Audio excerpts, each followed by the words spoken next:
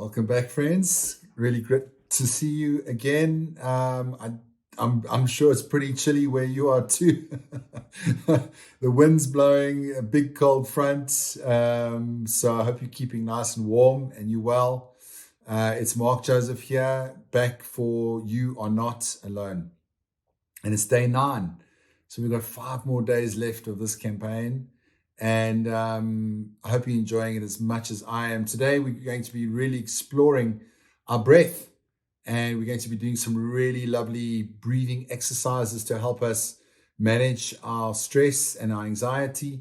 And as we know, I was having a chat this morning. I think we've been going through the most hectic time we've ever had to go through. And, there's this word unprecedented, the most unprecedented time. And every time I hear that word, I'm like, oh, there's that word again, unprecedented. But I think it really is just such an unprecedented time. But I have hope. And I have hope that we are going to come out of this into a better world, into a new world. I think you can imagine what it's like being born as the tiny little baby. It must be the most horrific and terrifying experience that you can imagine. But then you enter the world and you take a breath and there you go. It's a new beginning. And I think we are being rebirthed. I think we've been going through the valley of death, been going through the valley of shadow, and now's the time of being born in a new way. And hopefully our breath can slowly guide us into that specific and special place.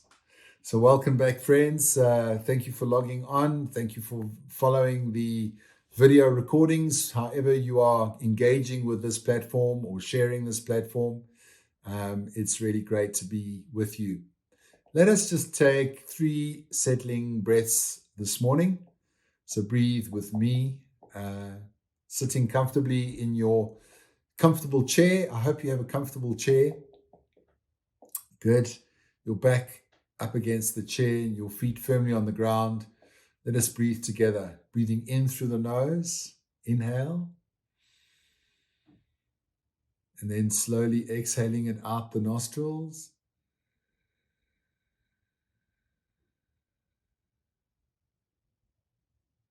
That's good. Breathing in again through the nose. And then slowly exhaling it out the nostrils with control.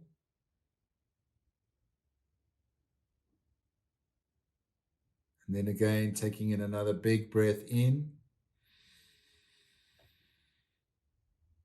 Filling those lungs. And then breathing it out the mouth.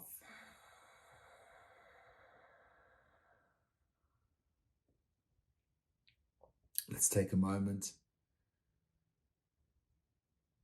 to check in with ourselves.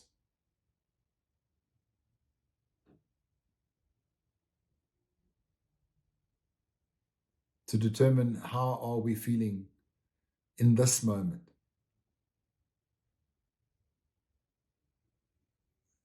Let's take this opportunity just to center ourselves. And if we are grounded and if we are centered, then the winds that blow, they don't have to pick us up and move us away. We can stay firm. We can stay grounded. And I ground myself in my breath today.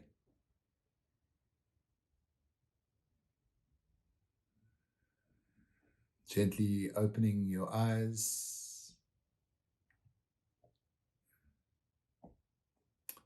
So welcome back, friends. Good to see you. I'm going to ask a question about triggers.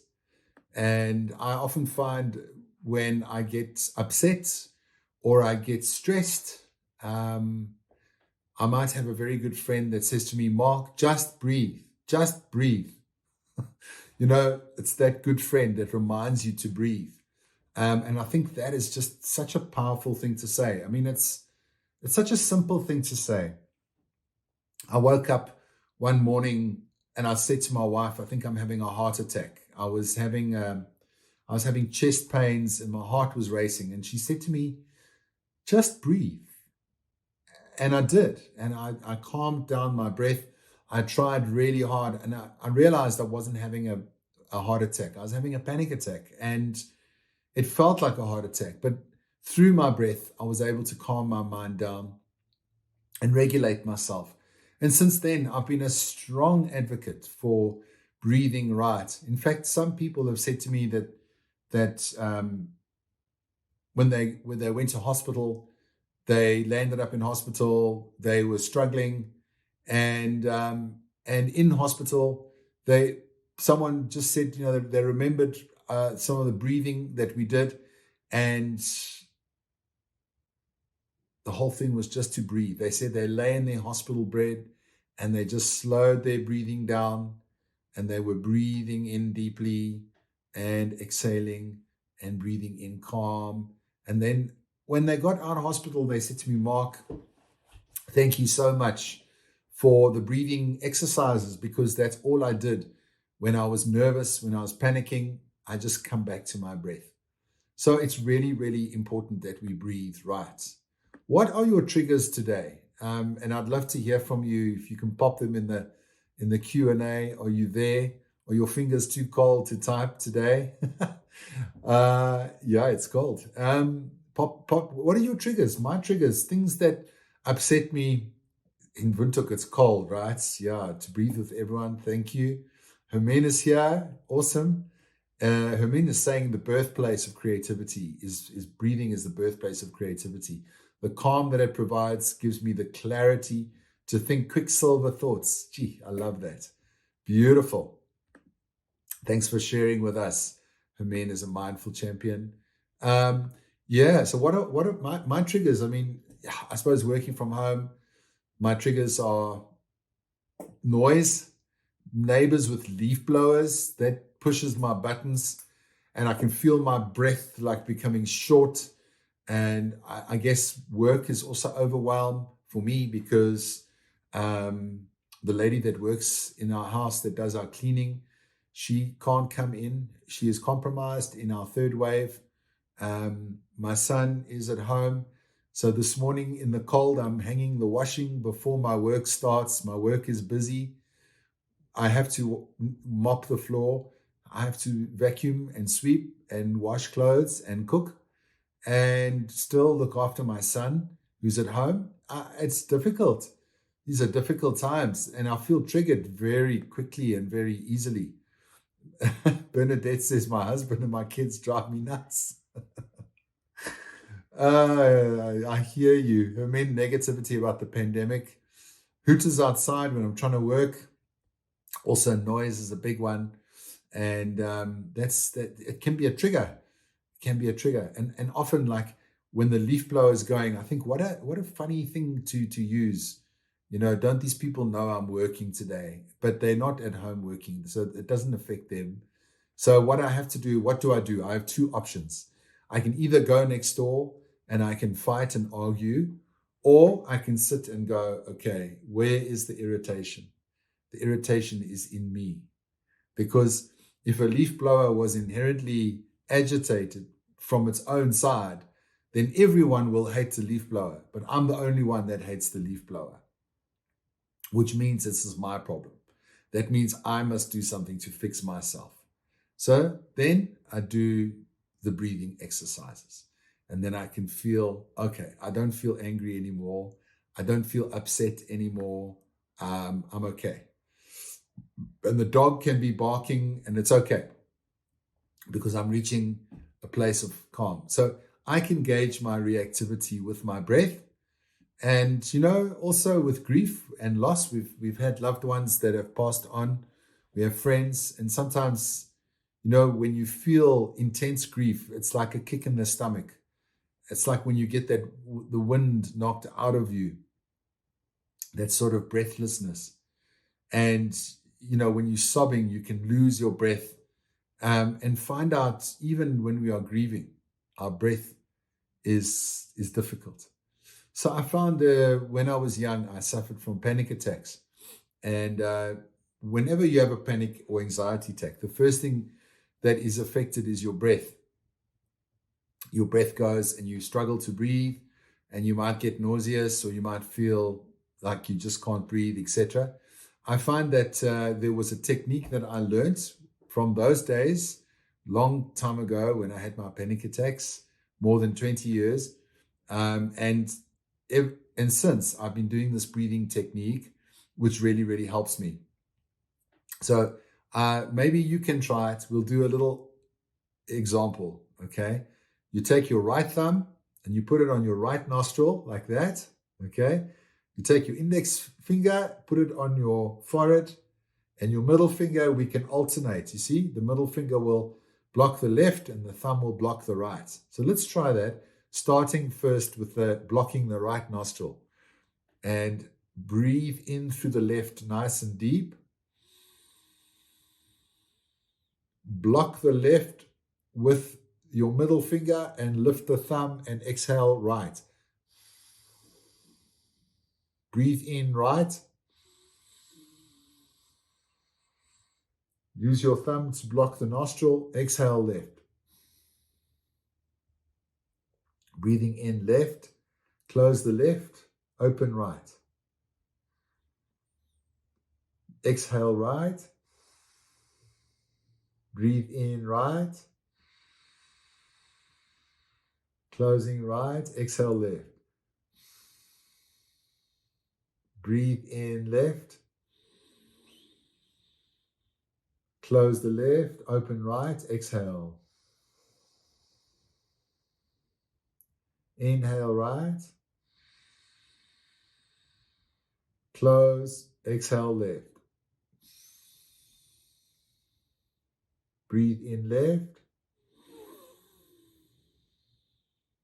Close left. Open right. Exhale.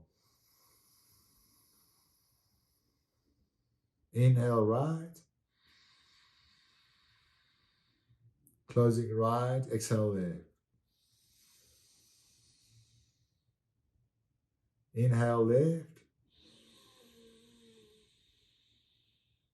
Close. Exhale right.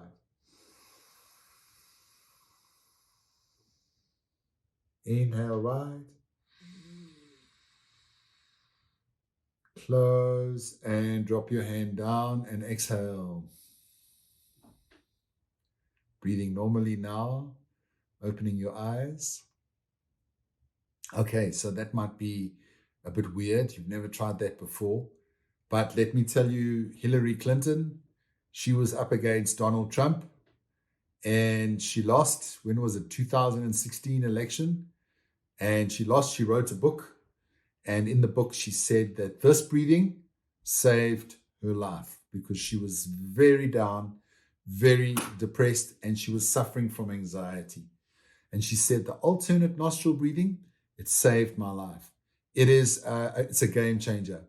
You do a little bit of breathing like that every day. I used to love it so much that I used to do it while driving, but don't do it while driving. Okay, don't, because I used to feel a bit lightheaded. So if you're going to do this, make sure you're sitting down, not driving, or you're operating heavy machinery or something. So don't do what I did, but I used to do it regularly. Even watching TV, I used to sit and then slowly regulate my breathing. And it has a powerful effect on the immune system.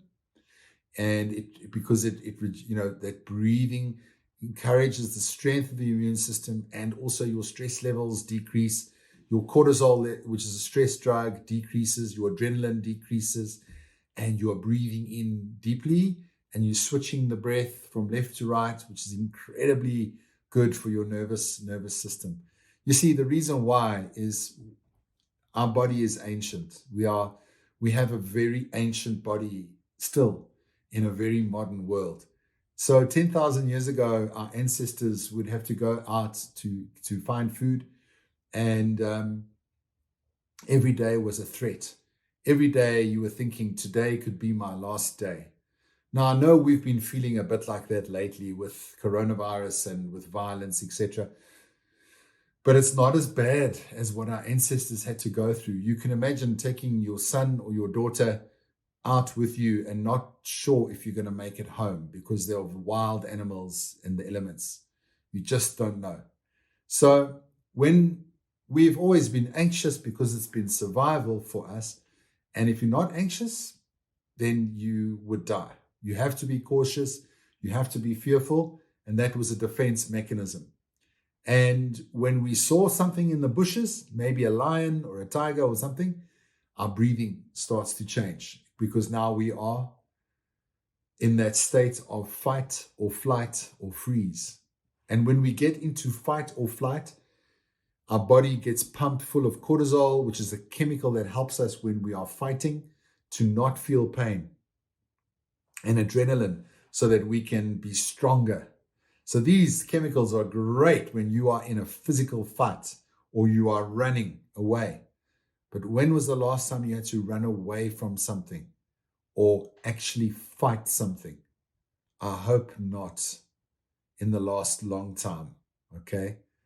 But think that every day we are experiencing stress response and the fight flight is kicking in and we're sitting at our computer and we got a bad email. And now we are having an experience that is ready, making us ready to run fast or to fight that person. Physically, no, it's not going to happen. But we're still having the ancient experience of the stress response in our body. So we have to learn a stress hack, a brain hack. Okay, and the brain hack is right here at your breath. Because let's imagine 10,000 years ago, you finished the hunt, you have the whatever food you found, you're eating your food with your family in your hut, with your friends and the rest of your family or your tribe, and you are now chilling, you're relaxed, your belly is full, your children are happy, and you think, okay, tomorrow, I'll worry about tomorrow. Now I'm feeling okay. And your breathing is calm and you're relaxed. Whereas before, when you were hunting, your breathing was, when you're running, when you're fighting, your breath is like that. When you are anxious, your breath is like that. So when we breathe slowly, we are saying to our body, I am safe. I am resting, digesting, and thriving. But if you're breathing short and you're not really aware of how you're breathing because you're in an anxious or agitated state, we are telling our body that we are under threat, that we need to survive, that we need more chemicals for fighting or running away. Yeah, it's just that simple. So that's why we need to calm our breath as much as possible. And that's why a calm breath will reduce the anxiety, reduce the panic, will reduce the cortisol and adrenaline, and make you feel better in your body. It will help with grief and loss. It will help with everything. Because if your body is feeling happy, you will be feeling happy. Okay? So it's a two-way street. It's very, very powerful. Your breath and your body and the connection between your breath, your mind, and your body. And just remember, your brain is just trying to keep you safe. It's just trying to protect you, but it's a very old operating program. And we know we need a little hack. We need a short circuit, that very old program. So we're going to explore that in our breathing. And top sports people, they know this. They work with their breath before the game, before the race. They're breathing. They are very aware of how they are breathing and what their breath can do for them, and in the most profound ways. So let's breathe together.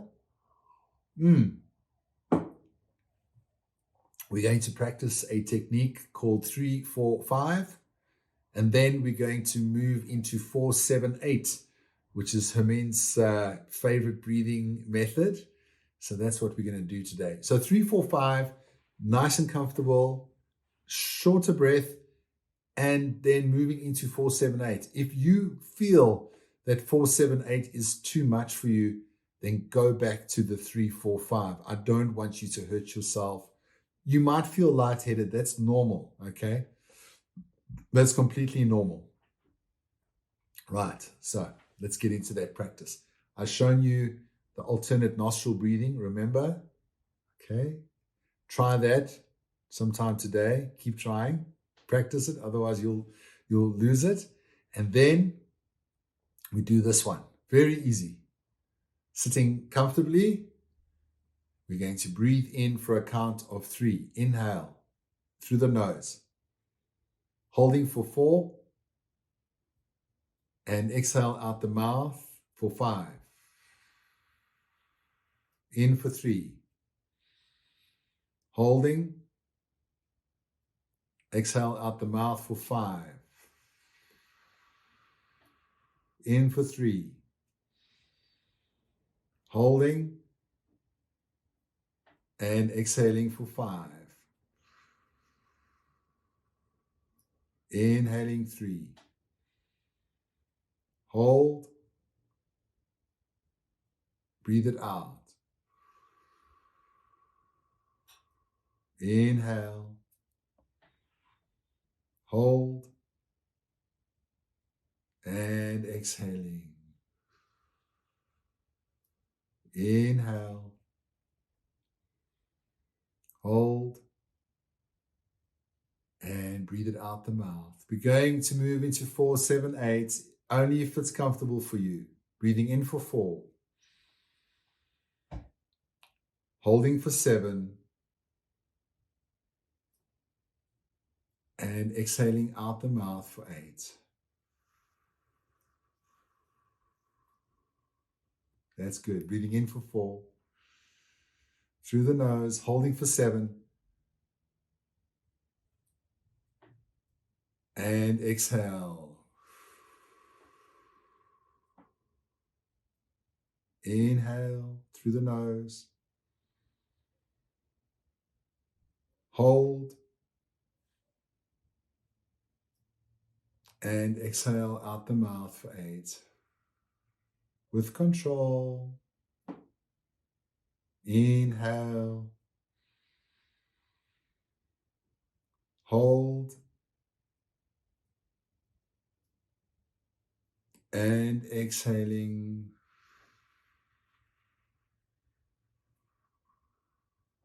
Inhale, hold, and exhale out the mouth. Inhale, hold,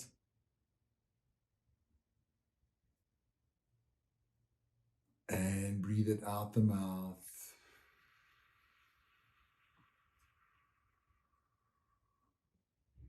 Inhale, hold,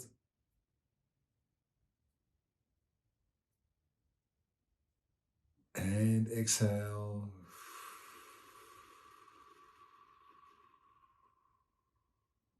Inhale, hold,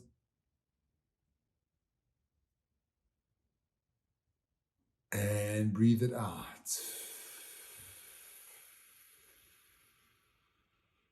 Bring your awareness now to your breath and breathe normally, but slightly deeper than you normally do. Whatever suits you.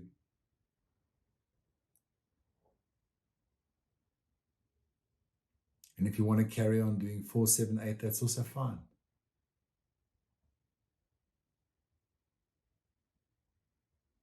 Let's use our imagination now. Einstein said worry is a misuse of our imagination. So if that's the case, let's do something different. Let us imagine that whatever it is that we need today is in the air and we can just breathe it in. With every breath, you take in what you need today. Maybe it is healing, safety, courage. Breathe it in. Maybe you need love, understanding, respect. Breathe it in.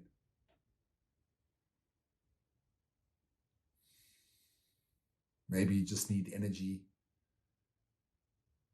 a vision, some relief. Breathe it in. Let it fill your body and your mind. And imagine that your breath can just bring you whatever it is you need today. You just need to breathe it in. And our body is listening. Our body is listening to what we put in our mind. So our body is really anticipating some good things happening just by thinking about them. A quality, a feeling, a little bit of healing. Slowly bringing that into your body and your mind. Breathing in what it is you need today.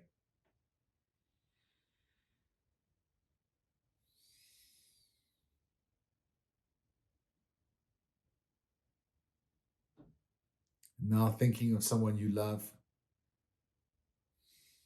And as you breathe out every exhalation, imagine you could give to them what they need today.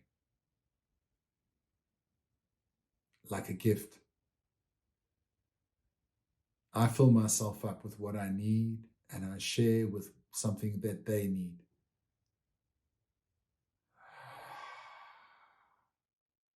And it goes to them. And they breathe it in. And they get what they need.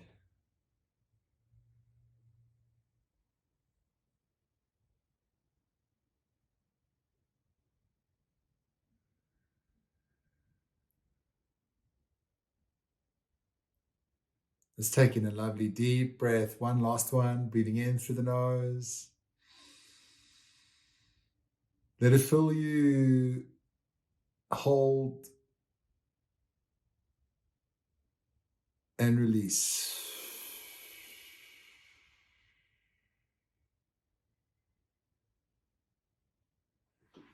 Thank you for breathing with me today. And as we know, wow, so many are struggling to breathe. That breathing is an important thing that we can do at this time. I've been enjoying a book called The Stress Code. The author is a guy called Richard Sutton, and really, really good. He encourages, he says it doesn't matter what breathing technique you do. He said everyone says this breath is more powerful than that breathing. He just recommends that we slow the breathing down to 5.5 breaths a minute. 5.5. So breathing in and out is 1. Can you do that 5.5 in 1 minute? He says when you get to that, you switch from fight or flight into parasympathetic, which is the rest, digest, and thrive. So use your breath. You have it right at your disposal. It's free. Doesn't cost you anything. Don't have to put it on medical aid. It's just here, and it's for your health and vitality, boosting your immune system. Friends, thank you so much for joining today. Lovely to see you. Susan says dirty kitchen and noise, screaming. Oh my word. Yeah, this is lockdown life. This is what it's like being in this world at the moment. It's really tough. Thank you, Suzanne. I'm glad you did some good breathing. Thanks, Amin. Good to see you again today. Friends, we are back tomorrow for another great session. Please don't miss it. Share the recordings with your friends, and we'll see you back tomorrow. Take care of yourselves. Be well. Bye.